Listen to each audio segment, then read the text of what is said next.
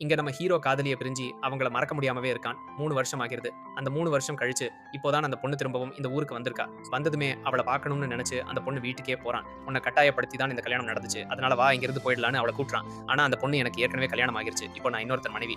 அதனால என்னால வர முடியாதுன்னு" சொல்லிடுறா. அப்போதான் ஹீரோவோட அப்பா அங்க வந்து ஹீரோ அடிச்சு வீட்டுக்குள்ள பூட்டு போட்டு அடைச்சு வச்சுடுறாரு.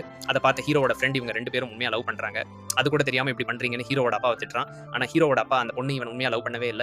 அன்னைக்கு இவன் அனுப்பி நான் அந்த வீட்டுக்கு போனேன். அங்க போய் பார்த்தா அந்த பொண்ணு நான் வேற ஒருத்தன லவ் பண்றேன்னு அவங்க அப்பா கிட்ட சொன்னா, அத கேட்ட எனக்கே ரொம்ப ஷாக் ஆகிருச்சுன்னு சொல்றாரு. உண்மையில அந்த பொண்ணு ஹீரோ சிக்ஸ் பேக்லாம் வச்சு அழகா இருக்கிறதுனால, அவன் கூட ஒண்ணா இருக்கணும்ங்கிறது தான் ஆசைப்பட்டிருப்பா. அதனால தான் லவ் பண்றேன்னு போய் சொல்லியிருப்பா. ஆனா இது எதுவும் தெரியாம ஹீரோ அவள உண்மையா லவ் பண்ணியிருப்பான். இந்த பொண்ணு ஹீரோ கூட எல்லாம் முடிஞ்சதும் அவன கழட்டி விட்டுட்டு, அவ உண்மையா லவ் பண்ண பையனையே கல்யாணம் பண்ணிப்பா. ஹீரோ வந்து அவள கூப்பிட்டப்போ அழுவுற மாரி நடிச்சிருப்பா.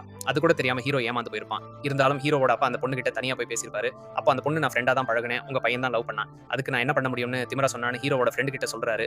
இதுக்கப்புறம் இந்த விஷயம் அந்த பொண்ணோட அப்பாக்கு ஏற்கனவே தெரிஞ்சிருக்கும். இருந்தாலும் நம்ம பொண்ணோட லைஃப் இப்ப நல்லா இருக்குன்னு சொல்லி அவர் அடியாள்களை அனுப்பி ஹீரோவை கை கால் உடைக்க சொல்றாரு. ஆனா அந்த பொண்ணு அந்த அடியாள்களிடம் அவன் கை கால் வேண்டாம், அவன் உயிரே எடுத்துருங்கன்னு சொல்லி அனுப்பி வச்சிருப்பா. அங்க போனதும் அந்த அடியாள் ஹீரோ கிட்ட எல்லா உண்மையும் சொல்லிடுறான். அதுக்கப்புறம் ஹீரோ அந்த பொண்ணை பார்த்து நீ இப்படி இருப்பேன்னு நான் நினைக்கவே இல்லை, உன்னை நான் சின்சியரா தான் லவ் பண்ணேன், ஆனா நீ என்ன ஏமாத்திட்டேன்னு சொல்லி ரொம்பவே உடஞ்சு போறான். இப்ப கூட நான் உன்னை சாகடிக்க விரும்பல, உன்னை லவ் பண்ணதுக்கு நான் தான் சாகணும்னு சொல்லி உன்னோட உயிரையே உனக்கே பிச்சையா போடுறேன்னு சொல்லி அங்கேயே உயிரை விடுறான்.